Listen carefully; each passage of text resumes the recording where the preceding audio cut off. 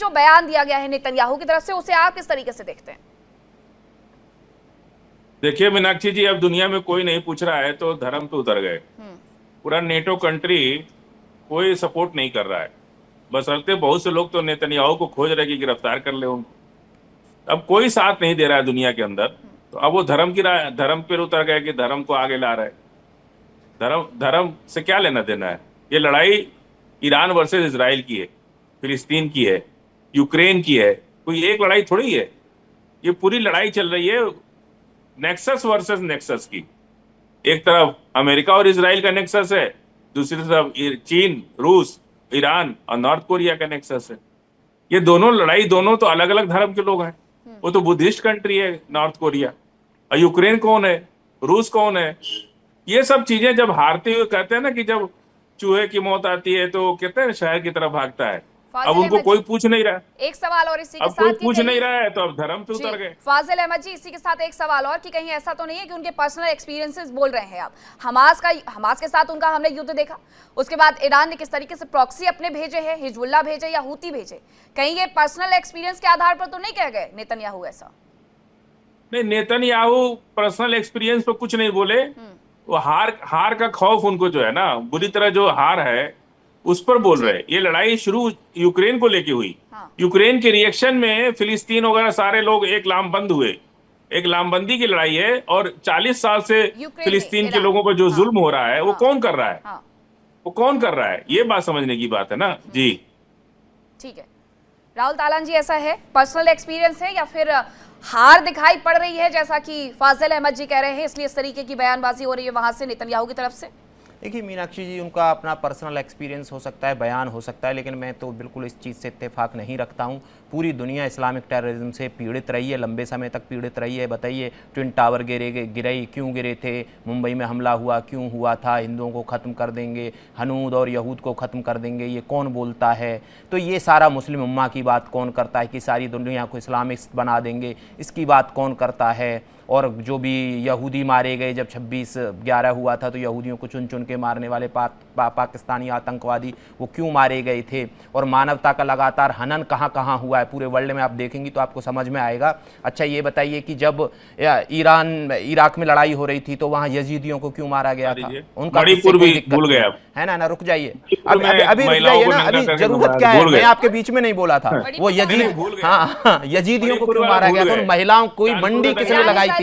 वो आईसिस ने जो महिलाओं की मंडी लगाई थी, जो इस्लाम को नहीं मानती थी, उनकी मंडी लगाना, फिर सीरिया में ये होना, तो ये है क्या? मतलब आप बताइए ना कि इस दुनिया में कोई एक इस्लामिक देश बताइए जहां दूसरे धर्म के लोगों को समान अधिकार प्राप्त हो मुसलमानों के बराबर, और जो इस्लामिक लॉ फॉलो करता हो। और दुनिया में आपको ऐसे ईसाई, हिंदू, बौद्धिस्ट और कितने सारे जो देश हैं वो मिल जाएंगे जहां मुसलमानों को बराबर के अधिकार हैं और मुसलमान हंसी खुशी रह रहे हैं। लेकिन एक आप देश नहीं बता सकती हैं जहां दूसरे धर्म के लोगों को अधिकार बराबर हो और वो हंसी खुशी रह रहे हों, या उनकी लड़कियों का अपहरण ना होता हो धर्म के नाम पे, ना उनको जबरदस्ती कन्वर्ट करवाया जाता हो। ये आज की लड़ाई नहीं है। अच्छा, भारत में जो सबसे पहले आक्रमण हुआ था मोहम्मद बिन कासिम का, उसने क्या किया था? यही किया था ना कि कन्वर्जन तलवार के दम पे ये लड़कियों को उठा ले जाना, मंडी लगा देना, राजा दाहिर की लड़कियों को ले जाना, खलीफा के लिए पेश कर देना। यही तो इस्लाम ने शुरू से किया है। अगर जो फाजिल जी को पता है या नहीं पता है ये मैं नहीं कह सकता हूं, लेकिन ये पता है कि राजा दाहिर ने अपनी बहने से शादी कर लिया था, ये पता है। और जो वो मोहम्मद बिन कासिम उनकी दो लड़कियों को उठा के लेके गया था खलीफा के लिए, वो क्या था वो भी बता दीजिए जरा। तो इस्लाम के मानने वालों ने सदा से इस दुनिया को, देखिए, शांति की बात करते हैं कि भाई पीस ऑफ रिलीजन है, पीस ऑफ रिलीजन है, ये करते हैं, लेकिन कहीं आप पीस दिखाइए ना, कहां है? शिया सुन्नी के नाम पे लड़ रहे हैं, कुरान में ही लिखा हुआ है क्या करता था। बरेलवी अहमदियाओं को मार रहे हैं, बहावी किसी को मार रहे हैं, कोई किसी को मार रहा है, एक दूसरे को मार रहे हैं। जब ये सब इकट्ठे हो जाते हैं वहां जो दूसरे धर्म के लोगों के उनको मार रहे हैं। तो ये लड़ाई जो हुई थी, आप जो नेतन्याहू की बात कर रही हैं, नेतन्याहू ने क्यों बोला? अच्छा, जब इजराइल बन गया, इस एरिया में इजराइल नाम का एक जब देश बन गया तो सबसे पहले अगर जो किसी ने, जब ईरान था, जब वहां शाह पहलवी का वो था, शासन था, तो इजराइल और ईरान की कोई दुश्मनी नहीं थी। लेकिन जैसे ही खुमैनी आए, वहां इस्लामिक क्रांति हुई, उन्होंने सबसे पहले बोला कि हम परमाणु बम बनाएंगे और इजराइल को तबाह कर देंगे, इजराइल को यहां रहने नहीं देंगे। कोई देश अगर जो प्रॉक्सी बना के किसी देश को तबाह करने की कोशिश करे, देखिए हमास, हिजबुल्लाह, हूती, ये किसके प्रॉक्सी? ये देशों के काम है क्या? कोई देश प्रॉक्सी बना के लड़ता है क्या? पाकिस्तान जो भारत से लड़ाई लड़ता है, उसको पता है कि उसकी हिम्मत नहीं है भारत के आमने सामने आ जाए, तो वो प्रॉक्सी के जरिए लड़ता है, टेररिज्म ऑर्गेनाइजेशन बना के लड़ता है, हिंदुओं को मारता है, कह के हिंदुओं को। अब मारा गया जब पहलगाम में मारा गया, हिंदुओं को देख के नहीं मारा गया। कह रहे थे उनका 30 सेकंड का, सर मैं आपको टाइम देती हूँ, फिर दूसरे गेस्ट के पास जाती हूँ। फाजिल जी, ये मीर कासिम से शुरू कर दिए। अभी हम बता दें, मीर कासिम मोहम्मद बिन कासिम, शायद आप हिस्ट्री पढ़ के नहीं आए, मैंने मोहम्मद बिन कासिम कहा, मीर कासिम नहीं। मीर कासिम सुन लीजिए, आप पढ़ लीजिएगा जाके दोबारा, मोहम्मद बिन कासिम आप दोबारा पढ़ लीजिएगा, हम तो पढ़ के आए। तो जब आए तो सारे पंडित मिल करके ना एक मंदिर में छिप गए और दरवाजा बंद कर लिए। ये पुराण की बात बता रहे हैं, पुराणों में लिखा है जी। और उसके बाद 8 दिन तक जब हमला नहीं हुआ तो आए, बाहर निकले और कहे कि धन्यवाद महाराज जी, हमने अपना ज्योतिष देख लिया है, आप विजयी हो जाएंगे। तो बोला कैसे विजयी हो जाएंगे? तो काला एक जो है बुद्ध टेम्पल है, उसको तोड़ दो तो तुम विजयी हो जाओगे, तुम्हारे रास्ते में एक वही व्यवधान है। कौन सी पुराण में लिखा हुआ है? लोगों ने बुद्ध, कौन सी पुराण में लिखा हुआ है? मीर कासिम कौन सी पुराण में लिखा हुआ है बताइए ना। भविष्य पुराण पढ़ लीजिएगा, पुराण में लिखा हुआ है, भविष्य पुराण पढ़ लीजिएगा। यूनिवर्सिटी का ज्ञान मत दीजिए फाजिल जी, ये कोई सही तरीका थोड़ी है। निकाल के भी अरे कौन सी पुराण में? अरे बताइए ना, रखिए भविष्य पुराण में। अरे भविष्य पुराण में? कौन सी भविष्य पुराण में? अरे कैसी बात कर रहे हैं, कहां से लेके आते हैं? अरे अब इनका बेचैनी देख लीजिए। मुझे दिक्कत ये है कि आप पढ़ के नहीं आए, मोहम्मद बिन कासिम को मीर कासिम बोल रहे हैं आप। अरे पढ़ के आइए, और ये व्हाट्सएप यूनिवर्सिटी का जो इस्लामिस्ट ज्ञान फैलाते हैं ना, उसको मत बताइए। दलितों का वध कर देते हैं। भगवान राम ने तो वाल्मीकि वध कर दिया ऋषि का, और ये लोग दलितों की हत्या कर देते हैं, अछूत बना के रखते हैं। इतनी मूल निवासी को ये लोग अछूत बना के रखते हैं, मारते हैं उनको, उनकी गला काट देते हैं। 8 साल की लड़कियों से रेप कर रेप को जायज बताने वाले लोग ज्ञान ना दें।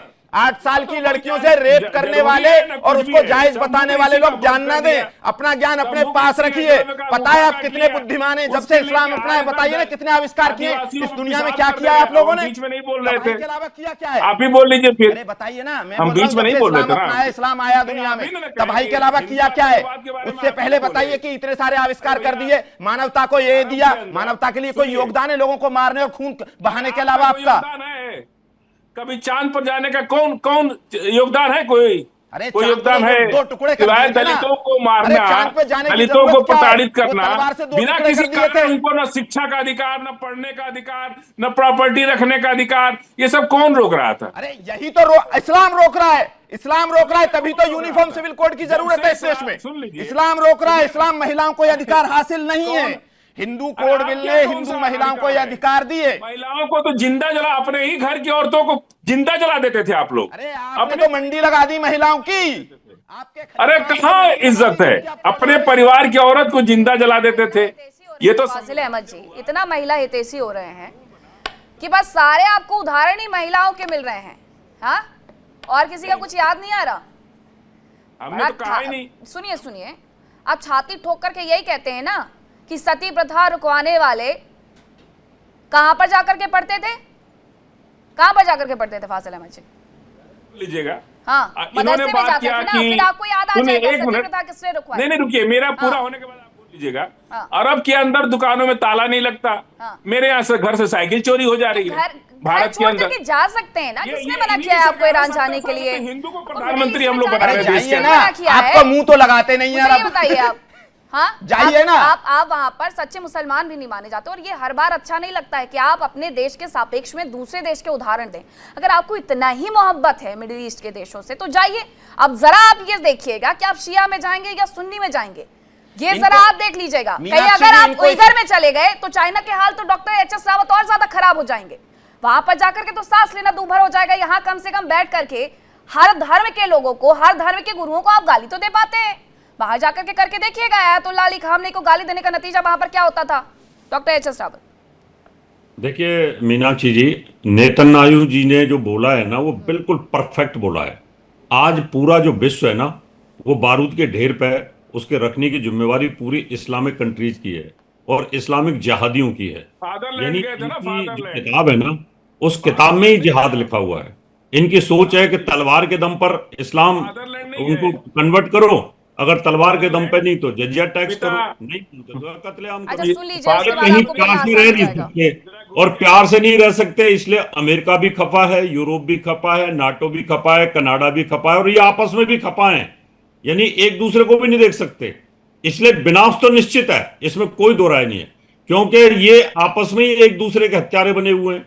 तो उन्होंने बेंजामिन साहब ने जो बोला वो बिल्कुल ठीक कहा है कि इस्लाम आज पूरे वर्ल्ड की शांति में सबसे बड़ा खतरा बना हुआ है। जहां देखो बम फट रहे हैं, जितने भी जिहादी बम फटते हैं, आतंकवादी घटनाएं घटित होती हैं, सारे वहां पर कोई ना कोई मोहम्मद मिलेगा, कोई कासिम मिलेगा, कोई फलाना मिलेगा, सारे कोई इरफान मिलेगा, ये सारे के सारे मिलते हैं। कोई भी ऐसा व्यक्ति नहीं है पूरे विश्व के अंदर जो आतंकवाद फैलाता हो। फ्रांस इनसे दुखी है, उसने बड़ी कंट्रोल कर रखा है। चाइना ने इनको कंट्रोल कर रखा है, उनको बोल रखा है कोई भी टोपी नहीं लगाओगे, सड़क पे कहीं आप नमाज अदा नहीं करोगे, कोई मस्जिद नहीं बनाओगे, स्ट्रक्चर भी होगा तो चाइना जैसा स्ट्रक्चर होगा। वहां ये सीधे हैं, वहां भी अगर जिस दिन ज्यादा इनकी पैदावार हो गई तो उस दिन वहां पर भी उनको तंग करना शुरू करेंगे।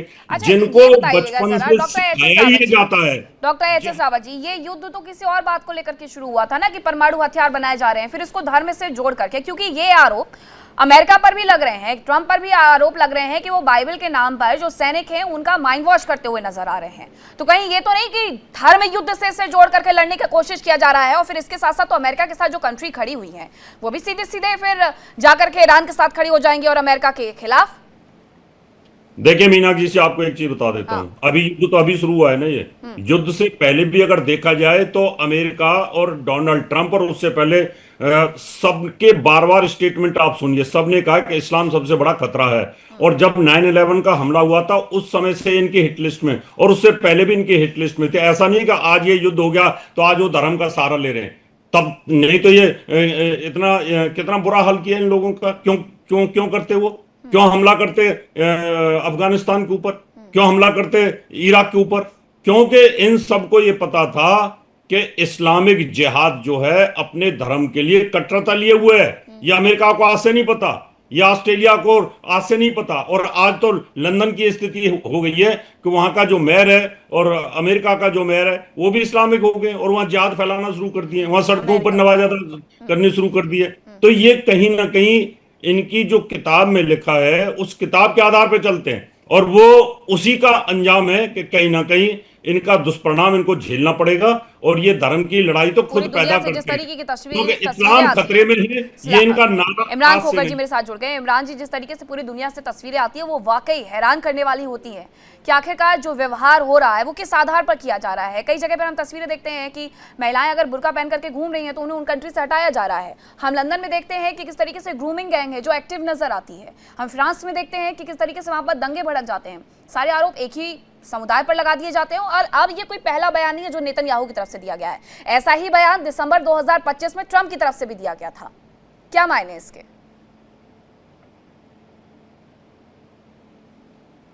इमरान जी अनम्यूट करिएगा। जी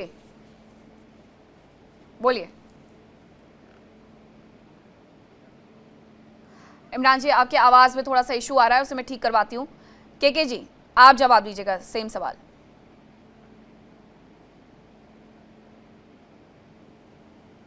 के शर्मा जी, आवाज मिल रही है आपको?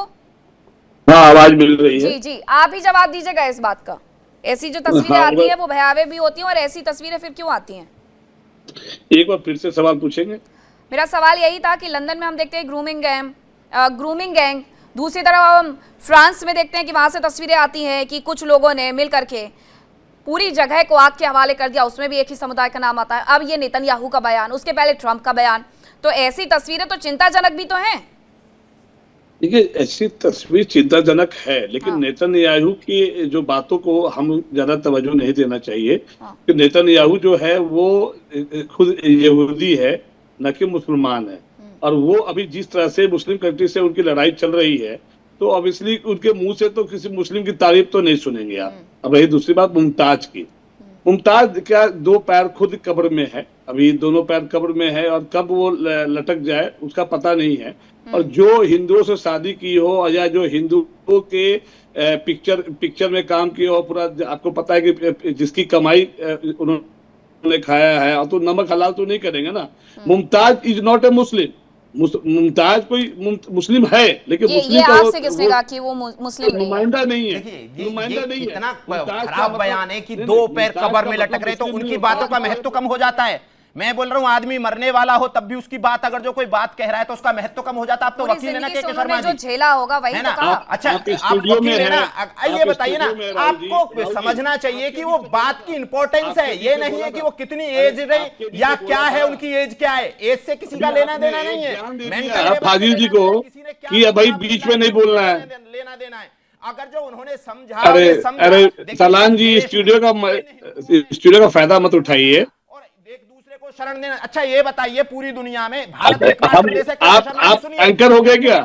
आपने अपनी जॉब बदल लिया है क्या? वहाबी भी हैं और खोजा भी हैं, सब कुछ हो रहे हैं, शांति से रह भी रहे हैं, लेकिन कोई आप दुनिया का एक इस्लामिक देश बता सकते हैं जहां शिया सुन्नियों को रहने दे रहे हो, अहमदियाओं को मुसलमान मान रहे हो, खोजाओं को मुसलमान मान रहे हो, वहाबी और सुन्नी और बरेलवियों को मुसलमान मान रहे हो, आपस में लड़ के राहुल तलान जी दलित से शादी करोगे, और वो भी हिंदुओं की वजह से। राहुल तलान जी दलित से शादी करोगे? आप दलित से शादी करोगे, दलित के घर में खाना खाओगे, और खाना यदि अपनी थाली लेके मत जाना। घर में खाना खाया हूँ, कितनी बार खाया हूँ, आप ले चलिए, आपको खिलाना है कहीं ले चलिए। शादी मेरी हो चुकी है तो दूसरी शादी करूंगा नहीं, मैं मुसलमान हूं नहीं, तो मुझे 4 शादी की इजाजत नहीं है। हिंदू कोड में 1954 मुझे 1 शादी की इजाजत देता है। पासवान ने नहीं किया 2 शादी, क्या आपको मंगनीलाल मंडल मेंबर ऑफ पार्लियामेंट ने 2 शादी नहीं किया? अरे मैं भगवान राम का फॉलोअर हूँ, 1 शादी करता हूँ, 1 शादी की कर रहा हूं मैं, और उसी पे मुझे भरोसा है ना। आपको 2 की जरूरत है 2 कर लीजिए, 4 की जरूरत है 4 कर लीजिए, इस्लाम अपनाना इस्लाम अपना लीजिए, मुझे क्या दिक्कत है आपसे।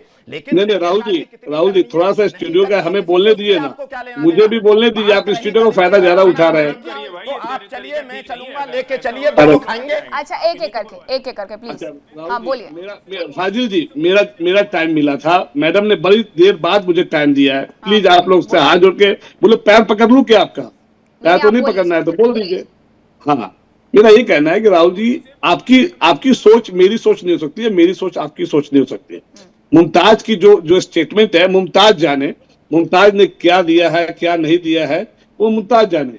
मुमताज की गलती है कि उसने पूरे मुस्लिम कौम के अपने स्टेटमेंट को समझ लिया कि मैं बोल रही हूँ मतलब पूरा मुस्लिम बोल रहा है। 10% यदि कोई मुसलमान गलत है तो 100% मुसलमान का वो रिप्रेजेंटेटिव नहीं कहलाता है। तो वही एक मुमताज के बोलने से पूरा मुसलमान का स्टेटमेंट नहीं हो सकता, वो उनकी पर्सनल परसेप्शन हो सकती है, क्योंकि वो हिंदू से शादी किए हैं और उनके घर में बहुत लोग चाचा शादी किए, तो वो ठीक है, उनका परसेप्शन अलग है। राहुल जी, सबसे बड़ी बात है कि आप यहाँ पे आप हिंदू की समस्या को कभी देखे हैं? राहुल जी, कभी आप है ना यहाँ पे ना, आप जो घोड़े की बात पहले भी बताया था, दलितों के साथ, ओबीसी के साथ, कास्टिज्म सिस्टम में हम बटे हुए हैं, हम क्षेत्रवाद में बटे हुए हैं कि हमारे हिंदू में कम समस्या है। आपको इतना ही हिंदू धर्म इतना अच्छा होता। आप मुझे एक बात बताइए, मुमताज जी से ये कोई पूछने के लिए गया था?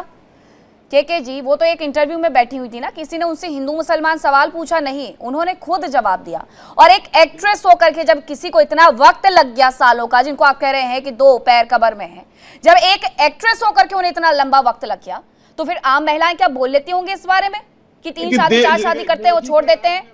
आम महिलाएं बोल सकती हैं क्या के शर्मा जी? हम बताते हैं मीनाक्षी जी, मोदी के राज में रहना है तो मोदी करके रहना है। ये बात कुछ मुसलमानों को समझ में आ गया कि बहुत सारी महिलाएं कर रही हैं, जिन्हें 3 तलाक से छुटकारा मिला वो कर भी रही हैं। इसमें गलत क्या है? अगर किसी ने किसी के दर्द को समझा, किसी सरकार ने समझा, तो इसमें गलत क्या है? एक फाइल तो उठा करके 3 तलाक की फेंक दी गई थी ना उसी संसद में। तो एक महिला के दर्द को, एक समाज की महिलाओं के दर्द को अगर किसी व्यक्ति ने समझा और वो महिलाएं जाप कर रही हैं, तो इसमें गलत क्या है? फिर जाप नहीं कर रही है, वो कर रही है, वो कर रही है 3 तलाक के वक्त की। क्या आपने रिपोर्टिंग नहीं देखी सर? वो महिलाएं मिठाइयां खिला रही थी, मालाएं पहना रही थी, योगी जी और मोदी जी का पुतला लगा करके पूजा कर रही थी, जो नहीं करती हैं। क्या बातें कर रहे हैं आप? इमरान खोखर जी, आपको आवाज मिल रही है मेरी? जी, मुझे आपकी आवाज आ रही है। क्या आपको मेरी आवाज आ रही है मीनाक्षी जी? जी, आप ठीक है? देखिए इंडिया डेली 24/7 अब आपकी स्मार्ट टीवी पर। इंडिया डेली मौजूद है सभी डिजिटल प्लेटफॉर्म पर लाइव और लगातार। इंडिया डेली 24/7 हर दिन राष्ट्र को समर्पित।